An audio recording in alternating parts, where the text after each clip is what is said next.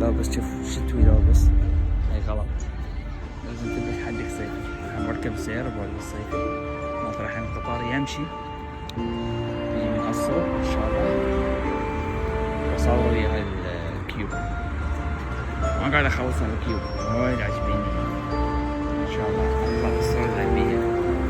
يعني وايد صورت زوايا وايد، وركبت العدسة تعلمت عليها، عرفت شلون اضبط الاضاءة بالعدسة.